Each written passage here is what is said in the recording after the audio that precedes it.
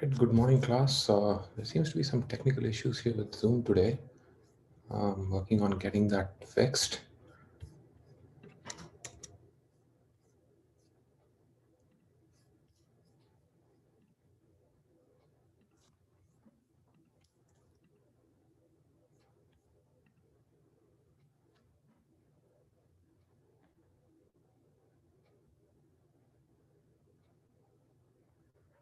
All right, we should get started.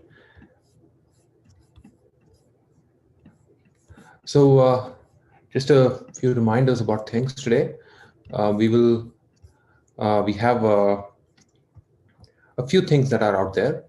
In particular, we have homework 6 that is due on the 3rd of December. And then we have, there's going to be a final exam and there's a final project. And I hope you've started on homework 6. Homework 6 is actually something that will also probably help you with your project. So please do spend the time on it. It requires implementing SVMs, logistic regression, and ensemble. In fact, it also requires deriving the gradient update for logistic regression. And if you're having trouble with deriving the gradient for logistic regression, hopefully the last lecture where we saw backpropagation might help. It kind of gives you this mechanical way of thinking about gradients, and that'll you can essentially use that as a tool. There's also project submissions that are due on Canvas and Kaggle on the 11th of December. So you need to have 3 more submissions on Kaggle. Okay, today is a technological all-round failure. So my pencil's starting to give up, I guess. So 3 more submissions plus, and then report here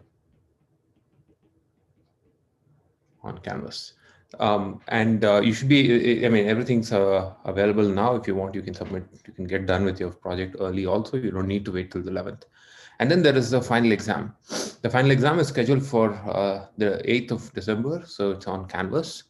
It covers everything that we have seen in the semester so far. And we've decided after some, after chatting with the TAs and some thought, we've decided that it's going to be available for the entire day. You can pick any 2 hours that you want on that day to work on the exam. Of course, it's going to be timed because that's how we get to, I mean, it'll be a timed quiz on Canvas, essentially. In order for you to get answered, if you have questions that you'd like answered and such things, will be available for 3 or 4 blocks of 2 hours during that day, not the entire day. And we'll let you know which blocks of time we are available. And if you want, you can try to schedule your 2 hours during that period, or at least to overlap with that period. Definitely, I'll try to make the 8 a.m. block, mostly because that's the official exam time, and it just feels like I should at least allow for that. Are there any questions about this, about the homeworks, about the project, about anything? Can we, okay, so can you, there's a question, can you explain how we can solve the overflow problem in logistic regression? Can you explain to me what the overflow problem in logistic regression is? This is a good question and worth spending some time about.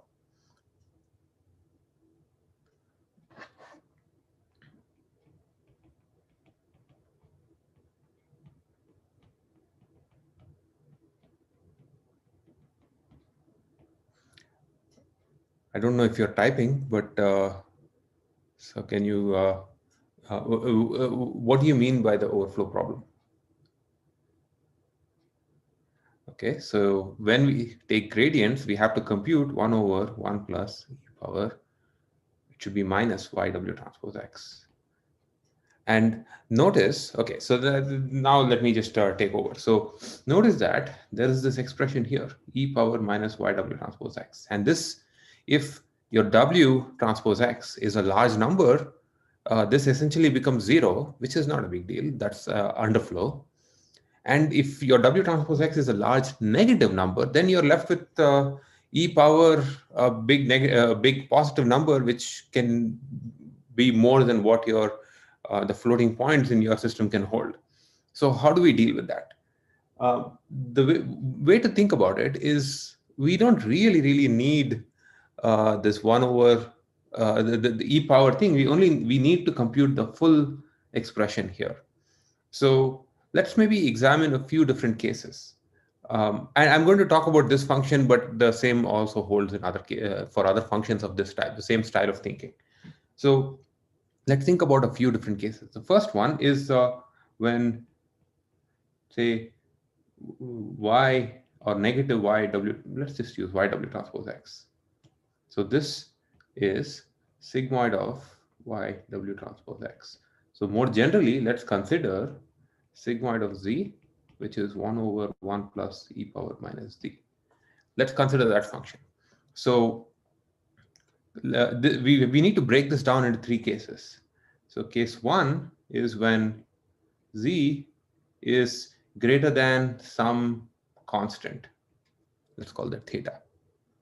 For example, a reasonable choice of theta could be something like 10. If z is greater than theta, then what happens? 1 over 1 plus e power minus z, z is a big number, big enough, let's just say. Minus z is a small number, so 1 plus the whole thing essentially becomes 1. If z is a large negative number, then this term here becomes a large positive number. But notice that if that becomes a large positive number, we have 1 divided by big number. And just say it's 0. It's not exact, it's an approximation, but it's a reasonable approximation. Otherwise, you have 1 over 1 plus e power minus z. So when you implement your sigmoid function, I suggest you implement it with something like this if you encounter an overflow problem where you pick a theta that seems reasonable. And that will fix, this will take care of it. And this is just for the sigmoid function, but actually this kind of thinking also applies to other activation functions where you're essentially approximating it with the boundary values when the input becomes too far off, and the only interesting parts are in the middle. If you want a pictorial version of this, remember that the softmax function looks something like this. So it starts off here and then it looks something like this. The approximation that we just developed, what it says is it identifies these two thresholds, and it says below that I'm going to say it's equal to 0, and above that, okay, my picture is not exactly right, so let me move 0 so that it becomes correct. So below that it's exactly equal to 0.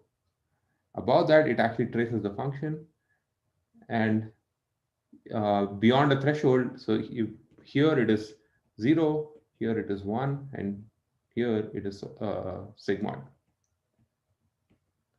And this will fix your problem. There's another question. How well? I don't think this is related to the softmax. The other question is, how does the feature transformation happen in SVM over trees? So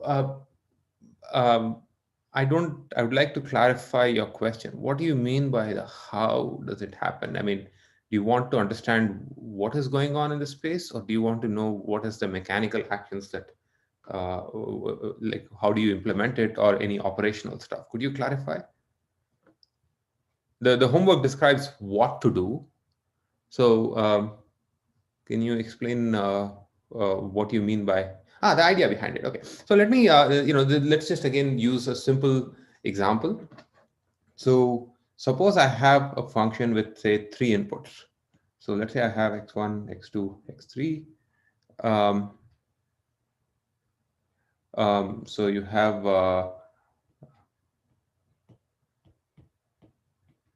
you know what?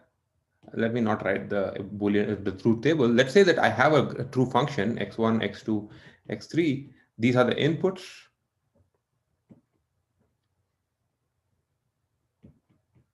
and the function is, say, something like x1 or x2, and not x1 or not x3, and something else, let's say x2. Let's say this is the true function. This is y. Now, of course, this is not linearly separable. So, what what the decision tree, the idea behind the feature transformation is, you learn these decision trees that are limited in depth. Let's say your decision trees are limited in depth to 2. The hope is each of these little things are picked up by the decision trees. So you get one tree that looks something like this. This is 1, 0. That represents this function here. Another tree that represents x1,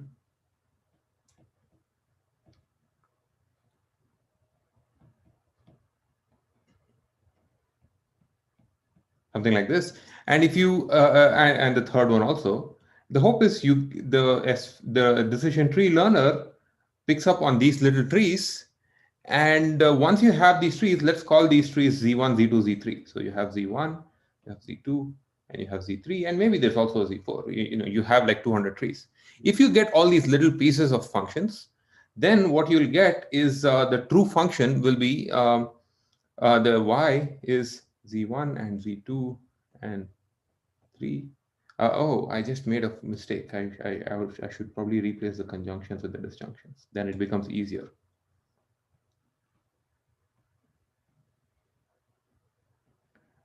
So the true function is z1 or z2 or z3, and this is linearly separable. So what we are doing is, notice that each of these trees, the value of y is true when this is true, or this is true, or there's another tree that I have not drawn here. That's also true.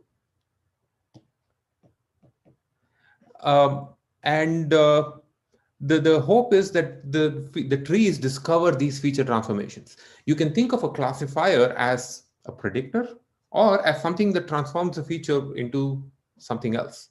So here we are treating the tree as these things that discover these little functions. Oh, I can't draw a circle, can I? These little functions. And and then once you have those things, the true functions just linearly separable. This is in some sense also the idea of the neural network, right? In the neural network, we hope that the lower layers all discover, transform the features around so that it finds a representation, let's call them the z's, where the task is easy, namely linear. Does that answer your question, or would you prefer a more geometric viewpoint?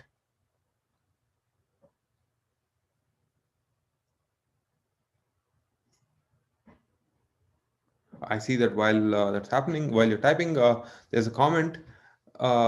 There's this thing about NumPy handling underflow and overflow automatically. That's right. Most libraries today incorporate this, so you shouldn't have to deal with it. But it's always worth knowing the trick. And if you regarding the feature transformation over trees, if you want to talk about it more, let's chat about it in office hours or something. But essentially, the idea is that you're hoping that the trees discover features that together make the problem linearly separable in the new space, in the space of the z's here. All right. Are there any other questions about the exam logistics and such things? I will be posting an announcement on Canvas about this. Just to remind you, the exam will cover everything in the semester we've seen, and it's going to be for 2 hours. It'll look like a quiz on Canvas. It'll have multiple choice questions. It'll have basically, we are going to try to use as many of the things that Canvas provides to make the exam not monotonous. So and you get to pick which 2 hours you want. But if you feel like you will also want to kind of talk to one of us, or not talk, but chat with one of us on Zoom during the exam to ask questions, you can try to align it with these blocks of time that we will announce. All right. So if there are no questions, nothing else to no logistical things or uh, um, technical questions, let's get back to where we were. We're talking about neural networks. Today is going to be the last lecture that we'll discuss neural networks. And I'd like to spend most of today talking about practical concerns involving learning and optimization and such things with neural networks. Just to remind you where we are, for a couple of weeks now, we've been talking about neural networks. We looked at what neural networks are, and we saw how to make a prediction with a neural network. A neural network is simply a collection of nodes, um, each of which represents some sort of, I realize that it's hard for me to draw and talk. A collection of nodes, each of which represents a tiny operation that happens to that happens to the aggregate of all its inputs, and the edges correspond to information being transferred from one node to another, and usually there are weights.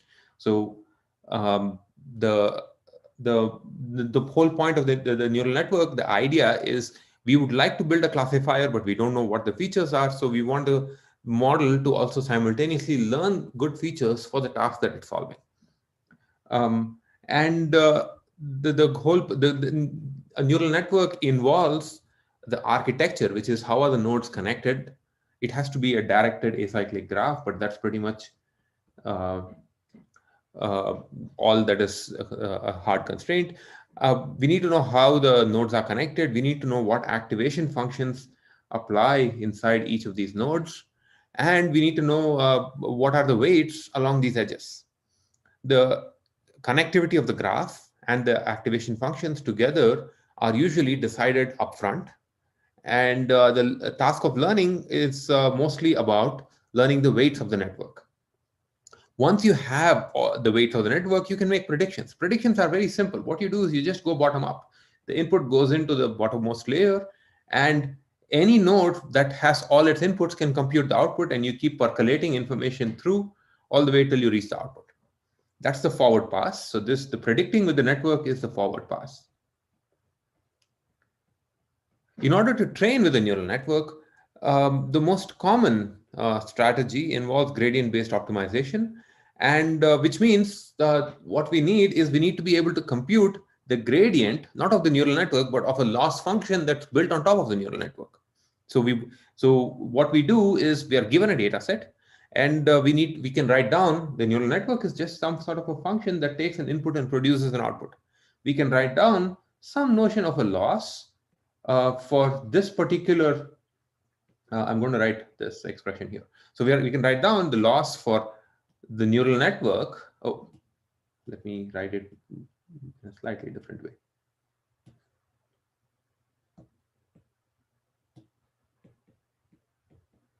So for an example with inputs X and Y, we can ask if the current model with weights W is given X, and it makes a prediction, which is this value here, what is the penalty that these weights should face when the true label is Y? That's what the loss is.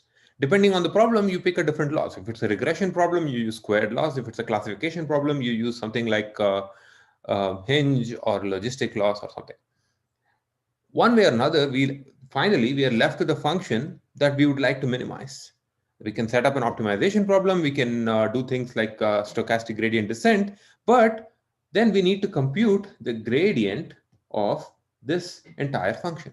And that's where backpropagation comes in. Backpropagation is just the idea that allows you to compute gradients of functions that are expressed in this form, or also of functions that are expressed as what are called computation graphs.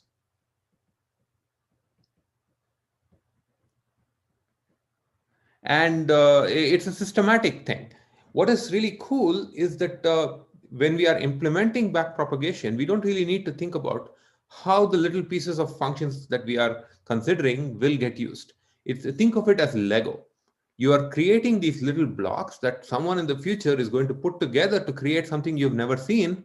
But by telling your learner, your backpropagation code, how each little module has to be treated for gradients, you can chain them together, literally using the chain rule, to take the derivative of any function. And this process goes from in the reverse direction to the way in which the edges are oriented, and that's why it's called the backward pass. The backward pass computes the gradients, and then that plugs into stochastic gradient descent, and we are good to go. So what we've seen, given any class of functions, I've mentioned this before, we need to know what those functions are, we need to know how to make predictions, and we need to talk about how do you train with them. Now, I would like to spend most of today actually talking about practical concerns with neural networks. So let's start with training networks with stochastic gradient descent. So usually when we want some sort of a optimization guarantee, we tend to focus on functions that are convex or concave. Unfortunately, most of the time when we work with neural networks, we are left with functions that are neither convex nor concave. If you want to kind of get a pictorial version of the loss surface, it might look something like this. And we want to get, so let me just draw a slightly better one. Something like this. So it's like a rather complicated mountain range. And we want to get to the minimum. Let's say the valid values of this function are between this and this. We want to get to the minimum. Maybe it is this point here. The problem is optimization really does not come with any guarantees when we are talking about functions of this loss surfaces that may look something like this. The reason is, if you start, I'll give you a sort of an intuitive explanation for this. Imagine that you're placing a ball that's rolling down the hill. If you start the ball here, it'll get to this valley. If you start it somewhere here, it may get here. If you start it here, it may get here, or even here actually. And if you start it here, it'll go here. And if you start here, it'll go here. Depending on where your optimization starts, you could end up in a different solution. This is one of the reasons why in practice, when you train a neural network, you need to take multiple initializations and make sure that your solution is statistically robust. So there are a few different things to think about. One is you might end up in any of these places. The question to think about is, this is in terms of the loss, but in terms of each of those points that I've circled correspond to a different classifier. Are they all roughly the same with respect to generalization? That's something worth thinking about.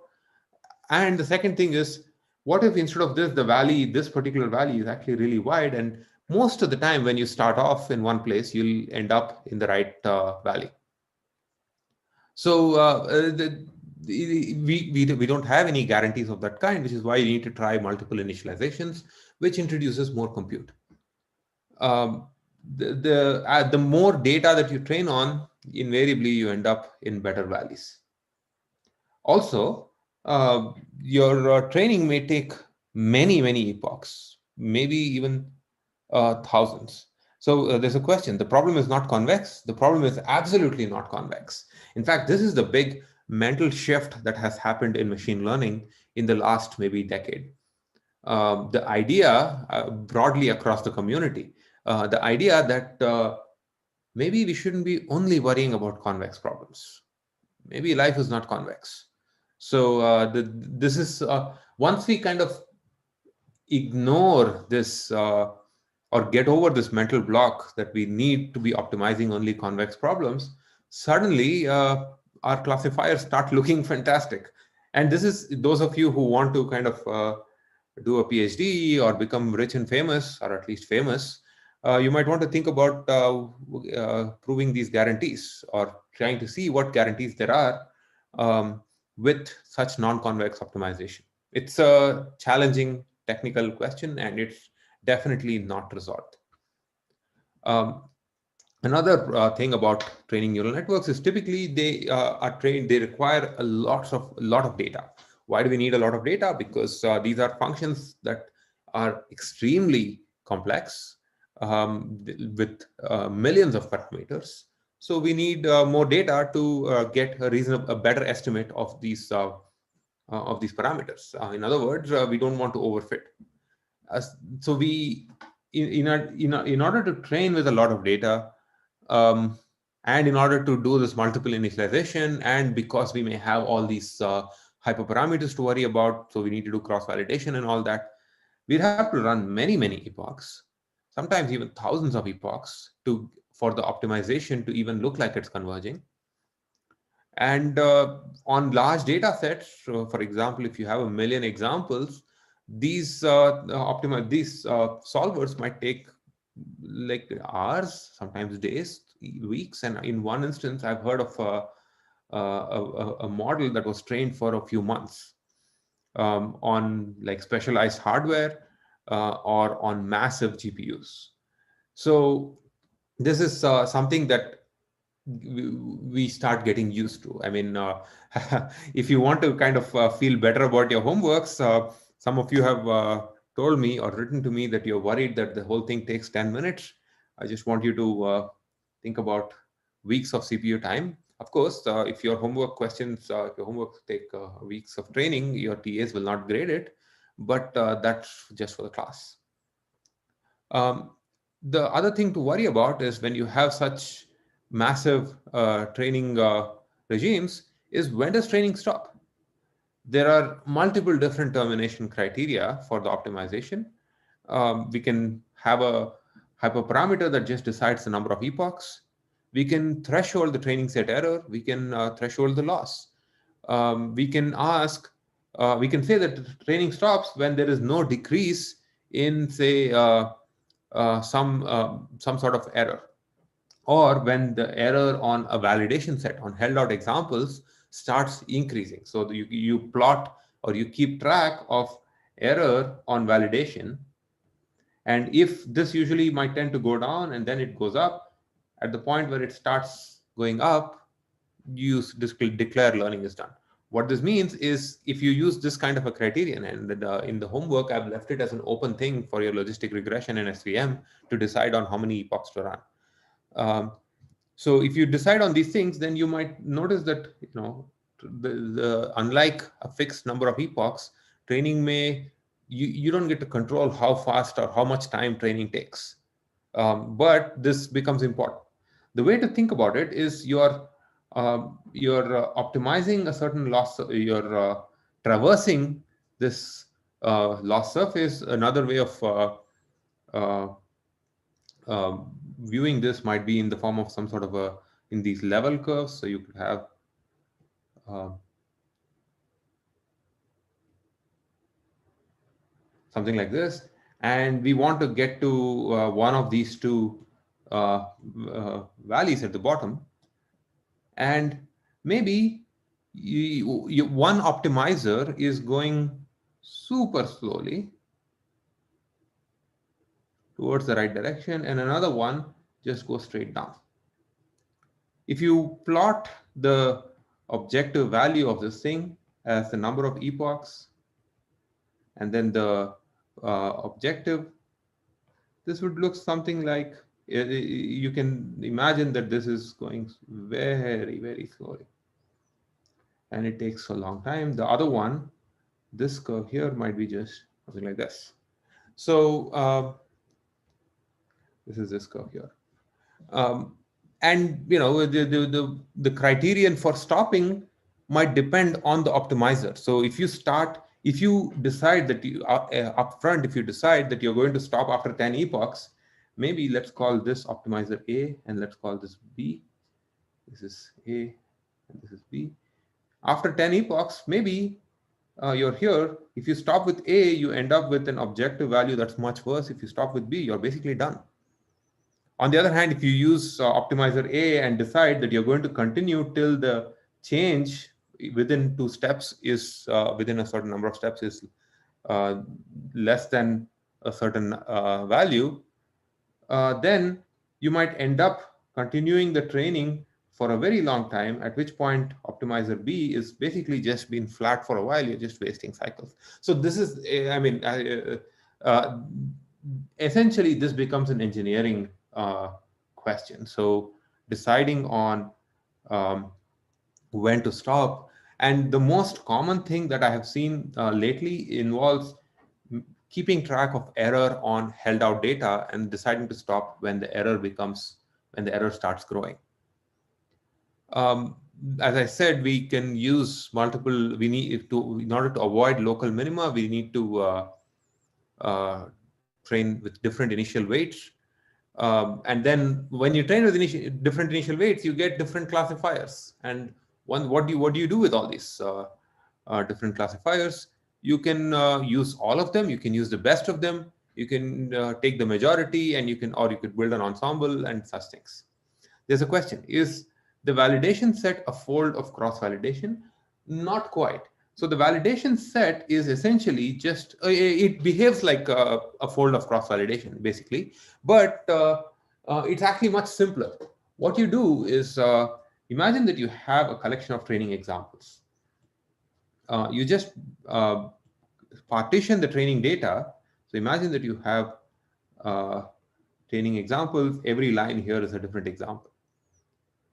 And then there's also test examples, which of course we don't get to see during training. So, but let me put them down in a different color. This is test.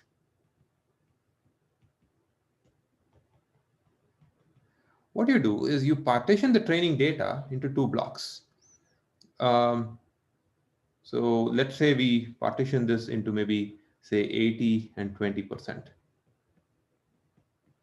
You pretend that only this 80% of the data is available for training.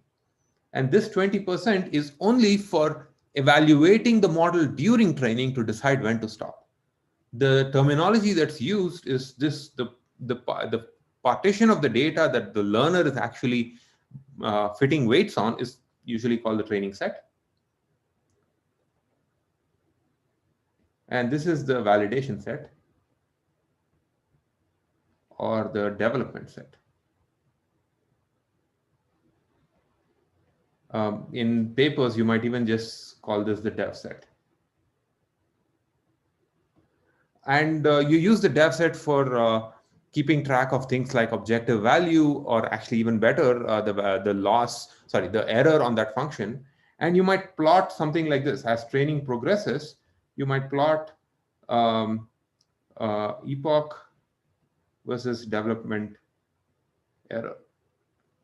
And this will go down, and at some point it starts going up, and you decide, okay, the model is getting worse, so you stop somewhere here. This is notice that this is essentially like one fold of cross validation, except if you had to do cross validation, the whole process of training with cross validation is so slow that it may not be feasible for these large models.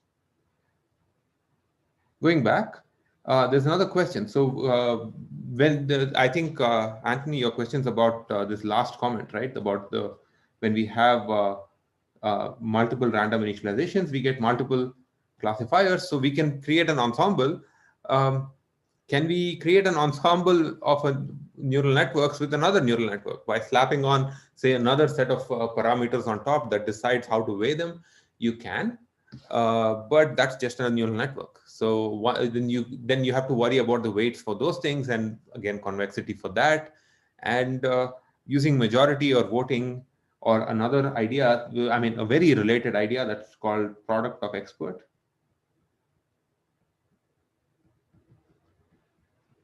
Is a rather easy way to kind of make your model better without introducing additional parameters. Okay, now let's talk about the optimization itself. We've looked at stochastic gradient descent. An important idea that is pervasive across these things. Um, so there is a question. All of these feels like hacks. Are there no good non-convex optimizers? Nothing with guarantees in general for any arbitrary function. Sorry, that's what it is. um, okay, so the idea of mini batches is important, and it's worth spending a little bit of time on. So let's revisit stochastic gradient descent. There's all these details about computing the gradient, backpropagation, and all that. But essentially, what it involves is you take a random example, you write down the loss function with that example, and compute the gradient with that loss. So why is it called stochastic gradient descent? It's not stochastic gradient descent, it's stochastic gradient descent. So we are computing a stochastic estimate of the gradient of the true function. So imagine that we have a function that has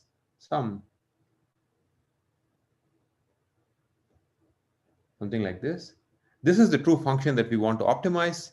And we are pretending that any single example, and as a result, any single element in this summation is a estimate of the full function that we care about. Now, this is so in other words, what we have is a stochastic estimate of the true gradient that we care about. Now, of course, if you use only one of the elements of a summation to estimate the summation itself, or if you want to think of it as an average, it's going to be a rather lousy estimate. So why should we take only one random example at each step?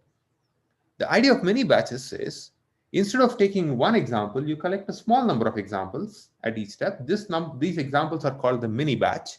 So the idea is the full summation here is the full batch.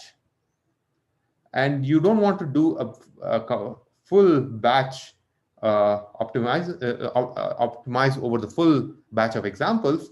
Instead, you take a small subset of these elements and approximate the summation using a small subset. Or equivalently, you take, instead of choosing one random example at each step, you consider a small number of random examples at each step, and essentially pretend that your entire data set is those examples. That way you get a loss function that looks very much like your original thing, but the summation is only over the small examples that you've considered. This small set of examples are called together, they are called the mini batch. And you use the mini batch to estimate the gradient of the full loss function, and you take a gradient step. And then you use a next mini batch. So instead of taking one example in each iteration inside the inner loop, you use a set of examples, a small set of examples inside each thing. Why is this a good idea? The answer is exactly what Jacob says in the chat. It reduces the noise in our estimate of the gradients. So because we are estimating the gradient of this full function using a single example, any single estimate could drag the gradient could drag the weights too far off. Mini batches essentially serves to kind of smooth the process. The estimates of the gradient become closer to the real thing. And this leads to more stable convergence. The downside is now we need to decide on what this small number is. So we have a new hyperparameter, namely the mini batch size, or it used to be called mini batch size. Now we've become almost too used to the idea of using stochastic gradient descent that it's just called batch size. So the batch size is tends to be another hyperparameter that you need to decide on when you are starting this process of training. How do we know what's a good batch size? It governs how fast learning converges, but the trade-off is if your batch size is really large, then learning becomes slow, because now you've given up the advantage of stochastic gradient descent. You're computing gradients over large sets of examples. Often the batch size is determined by hardware concerns. Things like how much memory your system has, how much parallelism it has, and how many examples it can process and do backpropagation simultaneously. This number has steadily increased over time now because we can do compute gradients in parallel. Are there any questions before we move on to more such practical things?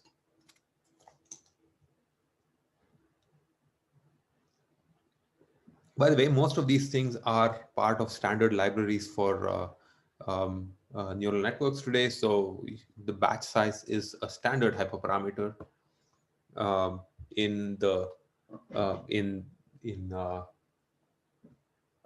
most libraries. For example, like TensorFlow and PyTorch.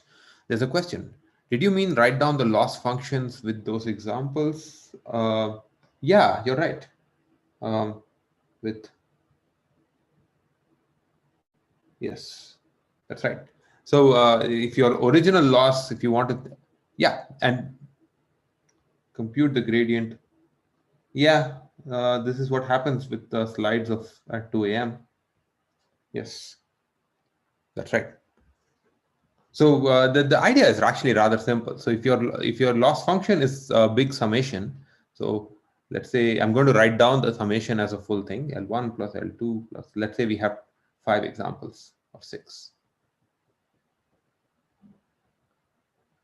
And it's better to think right now in terms of averages. So let's say the loss function is this thing. And I want to compute the gradient of this. What stochastic gradient descent says is the gradient of this L is approximated with the gradient of L1 or L2 or Li in general. What Minibatches says is if you have a mini batch of 2, you approximate the gradient with maybe the gradient of L1 plus the gradient of L2 divided by 2 with a batch size 2. So you're getting closer to the full summation. But you don't do the full summation because it's not 6 examples. You would have a million examples. So you can't do that. So mini batches might be, you could have a mini batch of size, say, 100. So you pick 100 random examples, you approximate the loss function using only those, and you take a gradient step. Are there any other questions?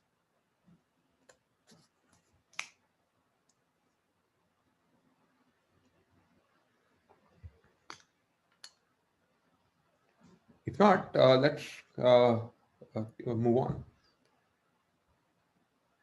We are working with gradient-based learning, and there are numerous tricks to deal with gradients that we end up worrying about. And there's a lot of cool ideas that have been developed in the last 10 or so years, and actually even more. But in the last 10 years, it almost seems like the idea of the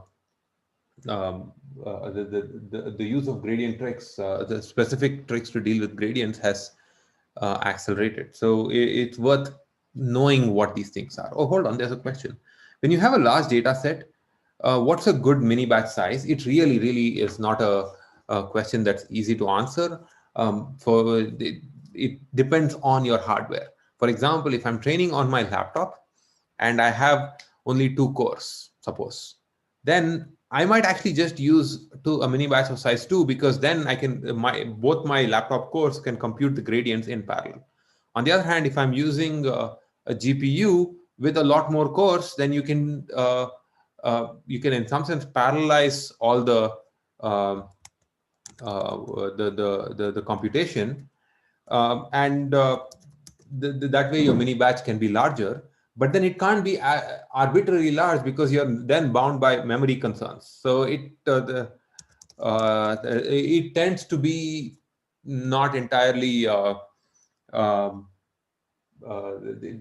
this number tends to grow as, for example, as NVIDIA starts making more and more advances.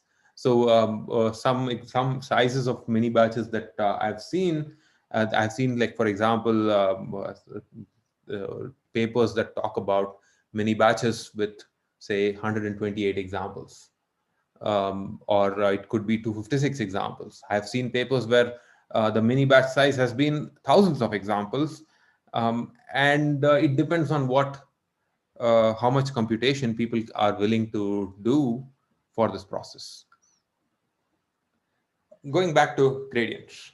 So in general, we are most of uh, the learning algorithms that we are encountering in this class, other than decision trees, it turns out, involve a step of this kind. So we have some parameters, could be weights, and we have an example or a mini batch of examples that we have just computed a gradient on.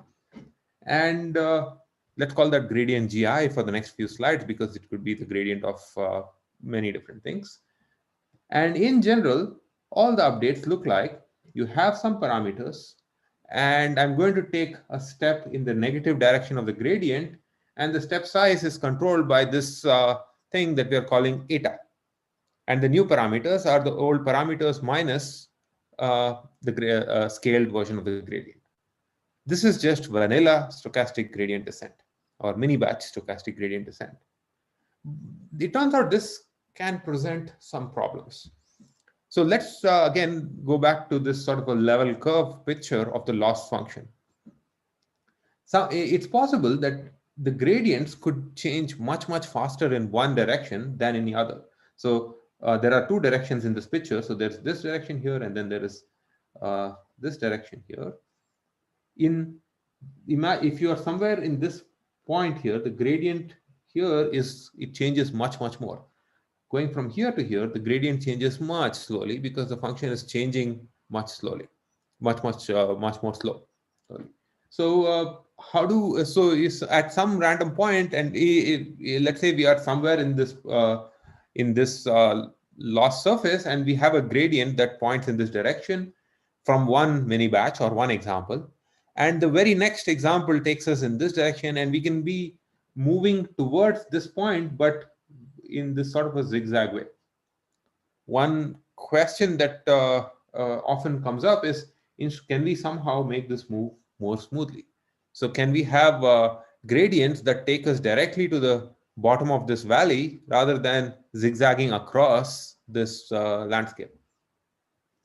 When the gradient changes really, really fast, unfortunately, learning could become slow because it's moving up and down like this, or learning could become unstable because at one point you're here, the next step, maybe your gradient has taken you all the way here and then somewhere here, and you're just basically, you will eventually get to the bottom, but you're just wildly jumping across this landscape. And depending on when you stop, the learning could give you very, very different models. This is actually a practical problem, and there are actually well understood solutions for this. But let me illustrate this problem using a tiny example with 2 dimensions. Sorry, a one-dimensional function. Let's say f of x is x squared. Might look something like this. Say you start somewhere here, and the gradient, of course, points in this direction. I can take a step in that direction, but depending on how big a step I take, I can either end up here, or I could end up here, or even worse, I could end up here, because they are all steps in the right direction. So the step size governs how stable this could be. If you treat this as just this is okay. So the reason for this is because we are only using the gradient as our signal. If you use the second derivative, things get a little smoother, and a lot of these tricks for making learning smoother involves trying to kind of use ideas from the second derivative. But is this problem clear? I mean, if you are not careful about how you use the gradients, you could end up with learning that is extremely slow. We are taking tiny steps that are going down this thing, or extremely chaotic. And we are in high dimensional spaces. We can't visualize any of these functions, so we need to do something that helps us smooth things out. There's a suggestion: you pick 3 points, fit a parabola, and use that as an update step.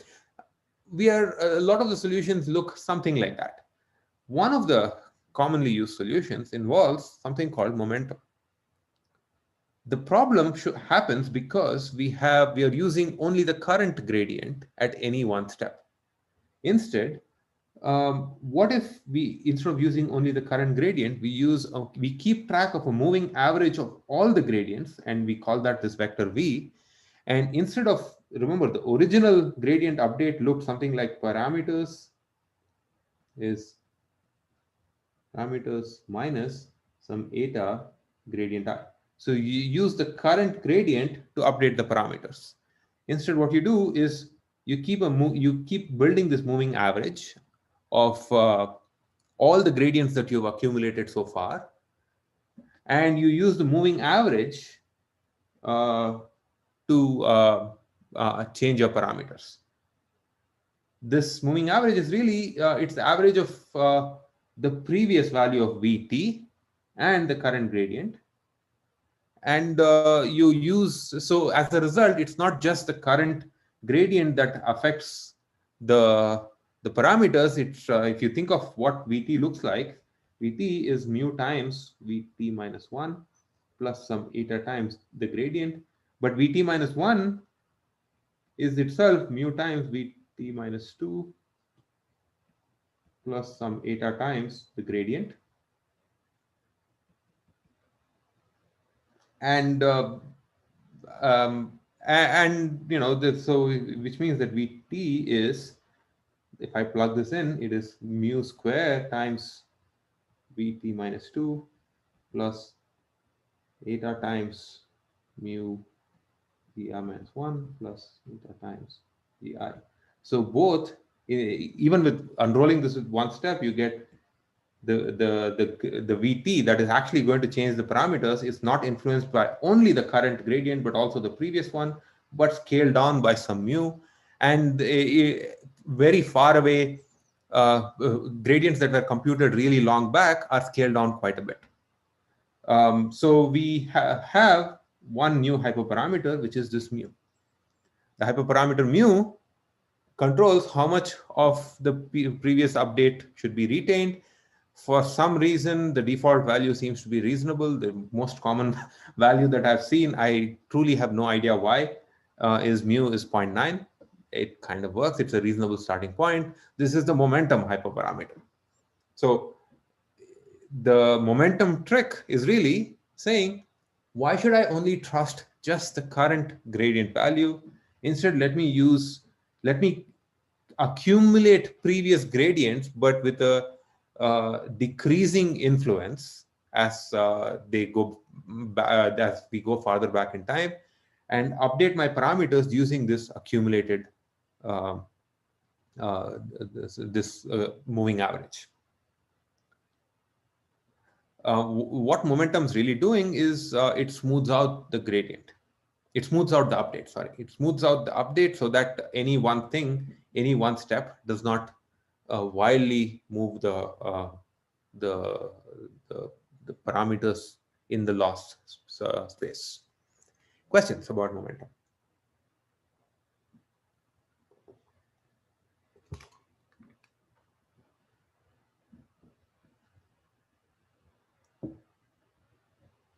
So the one question that does sometimes come up is, why is this called momentum? I'm going to leave that as a creative exercise for you, but there is a certain physics-inspired analogy here that I'll let you think about why this might be the case. Is mu just friction? Well, not quite. It's dragging along. We are bringing in previous velocities into this picture here.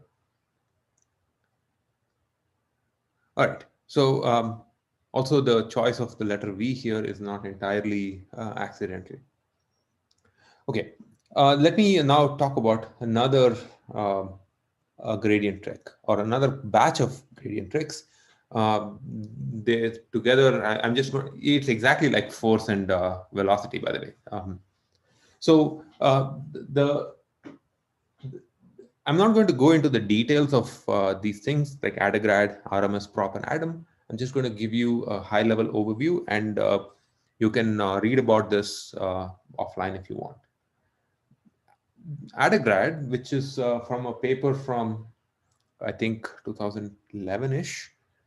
Actually, it was an Google internship project. So the idea is we have this learning rate that we have to worry about, right? So remember, all our updates look something like the parameters is plus or minus some eta t times the gradient of the current example. Now, and we have to worry about what the learning rate is. In your homework, you've been doing things like eta t is some constant divided by 1 plus t. The important thing to note is if you have a million parameters, every single element of your parameter space is updated with the same rate, with the same step size. Now, this may not be a huge problem, but notice that suppose there is one parameter that gets very large and frequent updates. So let's say we have two elements in your weight vector. Let's call this W1 and W2. Let's say for some reason W1 gets updates. Let's call this G. Let's just call this delta W1. And this is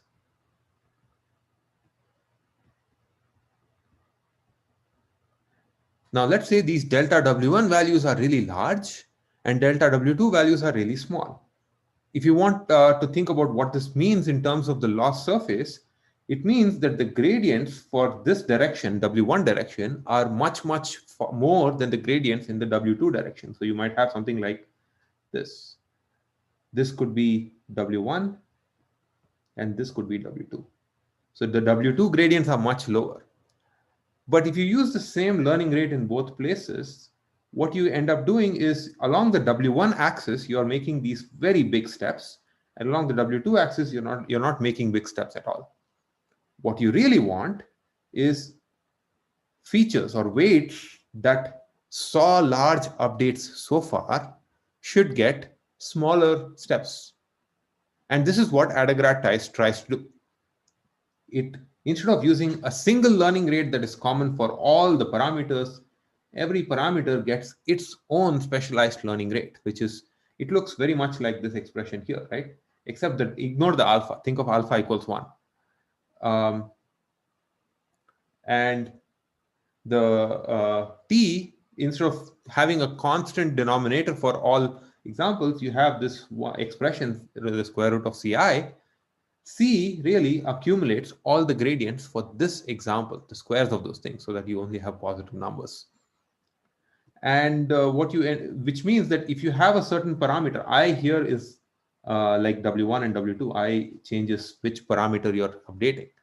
A certain weight that has seen a lot of updates will have a gradient value that is really large. As a result, if a certain weight is updated a lot, it gets smaller and smaller steps. If a certain weight is updated very little, then it gets larger steps. This is this is the idea behind AdaGrad.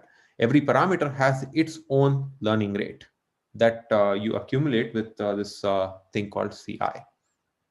CI keeps increasing without any reset as learning proceeds. It's called AdaGrad because it's adaptive gradient or adaptive step sizes. Are there any questions? Oh, is mu like mass? You're talking about the momentum term? Mu behaves, yeah, mu behaves, I guess, like mass. Yeah.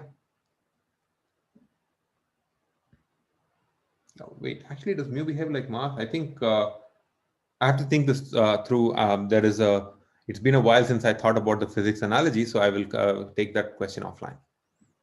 Are there any questions about AdaGrad? So the intuition is very simple. Parameters, individual weights that see large updates should have small step sizes. Weights that have seen not seen too many large updates, should have larger step sizes, and as the learning rate is constructed to satisfy that property. Another idea is called RMSProp. It's very much like AdaGrad. So instead of using just accumulating the gradients in the CI thing, recent gradients are weighted more. So there's this delta, there's another hyperparameter delta. Notice the circled things are really identical, except for this delta and 1 minus delta. Recent weights are given more importance, and this tends to smooth things more. Today, the most commonly used gradient trick is this notion called this collection of ideas that are together called ADAM. It's the ADAM optimizer uses momentum to smooth the gradients, as we just saw. It uses this RMSProp like idea of adaptively choosing a learning rate that's both for that's like AdaGrad and RMSProp, and more recent gradients are weighted higher in order to choose the step size. There are a couple of additional terms, beta 1 and beta 2, that's what they are called in the paper and also in libraries that implement them. These are used, these are extra terms that are used to remove a certain bias that creeps into your gradient estimates early on during the training process. ADAM's currently the most commonly used variant of stochastic gradient descent. And notice that essentially the underlying idea is always the same. Your parameters are updated, well, not the thing in the box, but really the parameters minus something times the gradient. And a lot of effort goes into what goes into the step size. This is pretty much what is used in as of 2020. This is the most commonly used approach for optimizing loss functions. So to the point where it's built into most learning libraries. There's a question about how about choosing random starting points? Is that about gradients, or is it just about initialization in general? Oh, it's not part of ADAM. Initialization is not part of ADAM. Initialization is a separate thing. One of the nice things about ADAM is that it's somewhat stable. It gives a reasonable optimizer for for the default values of these hyperparameters that go into it. So it's a useful thing to start using.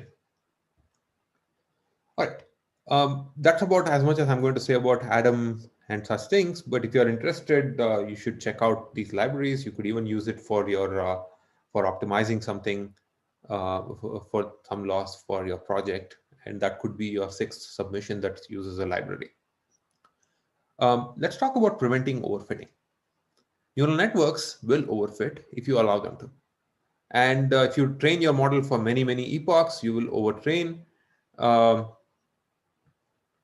and you will get overfitting. There's a question, since the problem is not convex, doesn't this make the starting point super important because that will determine which local minimum we get stuck in? Absolutely, yes. And this is why we try multiple initializations and to the extent to which our compute allows us. Now, what is interesting is why it is not such a big problem. It seems like it should be a big problem, but in practice, it doesn't seem to hurt so much, and it's not clear why. And this is an open question. Let's talk about preventing overfitting. If you run the optimization for too long, you will end up overfitting. And I've already talked about this. You have a holdout set or a validation set or a dev set, and you evaluate accuracy on this after every epoch. And you don't return the weights for the network at the end of training, but you return the weight for the epoch where your validation accuracy is the highest, or where the validation accuracy is closest to the best, or something like that. You use validation mostly because it's computationally reasonable, but that means that some amount of the training data that you had has to be set aside for computing this validation accuracy. So you need to kind of play this game of how much data do I sacrifice to decide on stopping criteria. You can use something like cross-validation to decide roughly this is the number of epochs that are good, and then you train your model for those many epochs. But then you have to spend the computation for cross-validation. This is where we are going from something that is well understood mathematically to something that requires just empirical exploration and this sort of a gut feeling. An important idea when it comes to overfitting is something like is called dropout. This is let's spend a little bit of time on dropout. Remember, we have already talked about ideas for avoiding overfitting.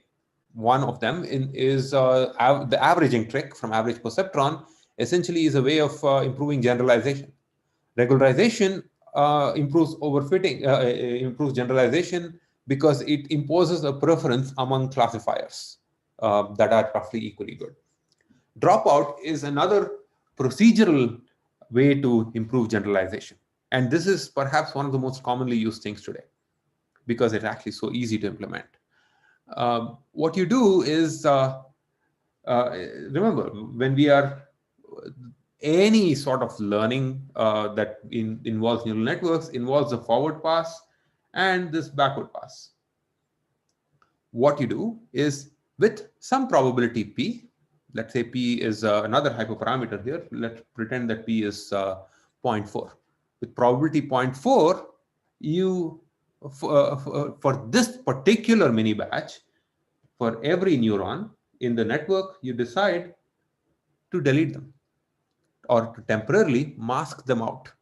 You pretend that this randomly chosen set of neurons don't exist in your network, and you do the forward pass using only the others, which means the weights that go into that neuron don't participate in this forward pass at all, and there are no gradients for those weights either. So you only update those weights that are actually active in this particular mini batch, and you then then you in the next one you because this process is random, you randomly select another subset of examples and update only those. This tends to avoid overfitting because it essentially forces the network to be stable even when some nodes are missing. It forces the network to be stable even if some features are missing. There are multiple different explanations for why dropout seems to work. One interpretation is that it has this averaging effect. You are averaging many different models. If you erase some nodes in the network, you're essentially thinking of a different class of functions. So what dropout is doing is during training, it's averaging across multiple functions, all of which have the same shape, except with missing nodes. Another way to interpret dropout is, we're not going to talk about it in detail now, but another way to interpret it is to actually think of it as being equivalent to a regularizer. Turns out for certain classes of neural networks and for certain in certain situations, you can formally prove that dropout is equivalent to a certain regularizer that looks actually like a bit like your squared norm regularizer, something like that, but with a term in between here. So basically, dropout is such a simple idea. All you do is you mask out certain nodes in every step inside the innermost loop. You randomly decide which nodes to mask out and only update the ones that are not masked out. This is the standard regularizer. Again, in libraries today, you can just introduce dropout using one line of code. The important thing to keep in mind is you use dropout only during training at prediction time, when you're evaluating your model, you don't use dropout. You disable this whole masking process, and this not doing so has led to leads to certain bugs in code. So there's a question: are the masked neurons changed in every iteration? The masked neurons are changed for every mini batch. So for inside the innermost loop, you randomly choose which masks, which nodes are active for that particular forward pass and for that particular backward pass. So you fix the mask, you run the forward pass, you get the gradient, you make the gradient update, throw out the mask, get a new mask, and you keep going. Are there any questions?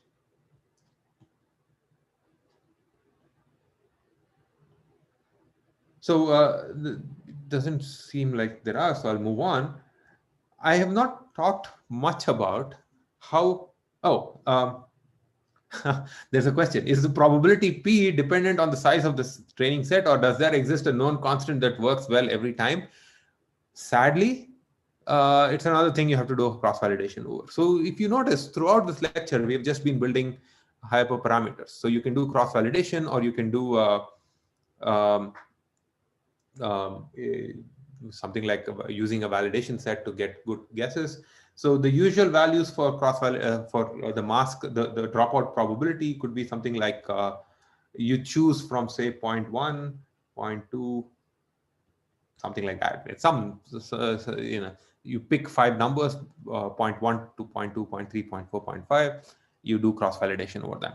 Sadly, that's the best I can say, because depending on the task and the data set, this mask dropout probability changes, the best dropout probability. The way to think about the dropout probability is it's analogous to your C term in the SVM. It depends on the data set, what the value of C is. Do you want to overfit or not? What if, there's another question, what if all inputs to a certain node are masked? How does the node know what to output? Well, not all inputs are always masked, right? There's always this bias term that doesn't get masked. So it still has this extra thing that comes in from outside that doesn't get masked. And the other thing is, if all inputs to that node are masked, then it's not going to that's just for this example, it'll get fixed on an average. It gets fixed maybe in the next literally the next iteration, so it's not going to matter much. But there's always the bias term that will get updated. So the next practical issue to consider is, what should the architecture of the neural network be? How do you know how many units to use? If you have too few hidden units, then you are working with classifiers that are not expressive enough. If you have too many hidden units, then it can lead to overfitting. How do you know what's a good size? The answer, once again, is you use something like cross-validation or performance on the validation set. This may seem like I'm just repeating the same thing over and over again. For every question, the answer is cross-validations or performance on a validation set. And sadly, that is definitely true. This is one of the reasons why training neural networks is almost a bit of an art.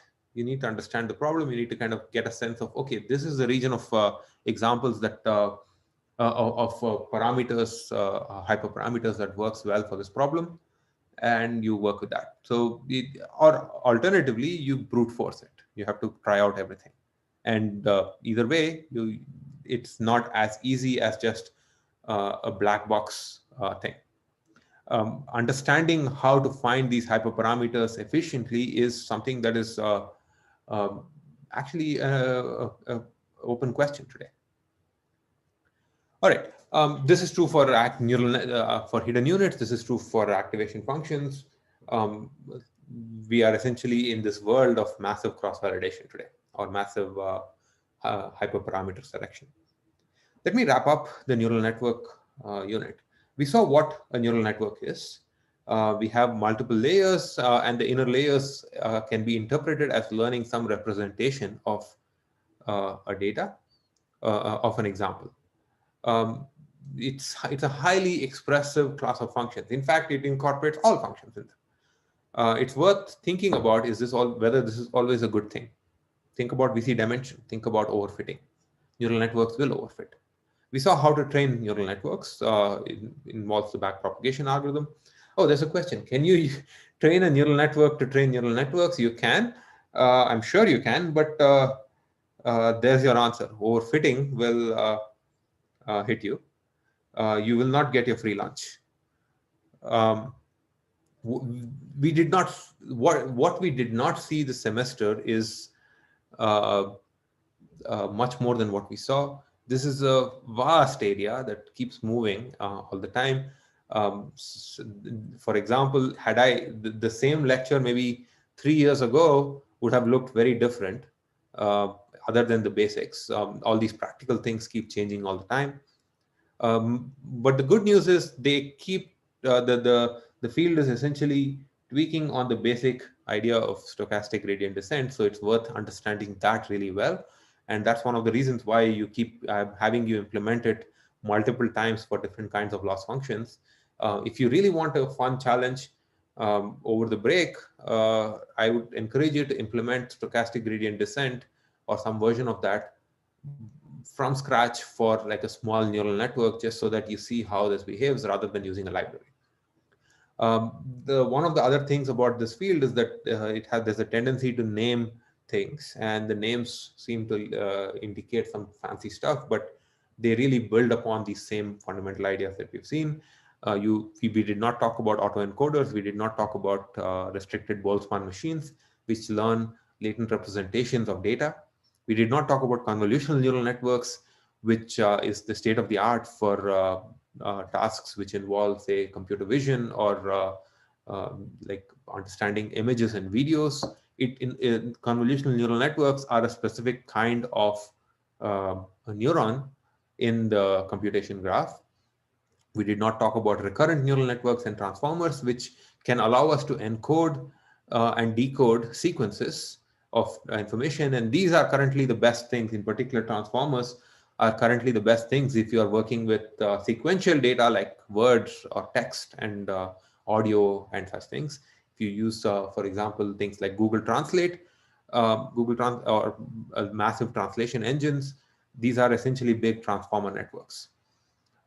There's this notion of attention, which is a really cool idea, which uses a neural network to decide which features are relevant and then creates an aggregate of only those relevant features. Um, Once again, and actually transformers are really built on top of this attention idea. Um, and there are many, many, many more such things. If you're interested, this becomes an entire class of its own. There's a deep learning class that's offered, I think, in the fall semester, right? So you should consider that. All right, I'll stop now. We have a minute if there are any questions. Otherwise, we pick up for our last week after the Thanksgiving break. Are there any questions?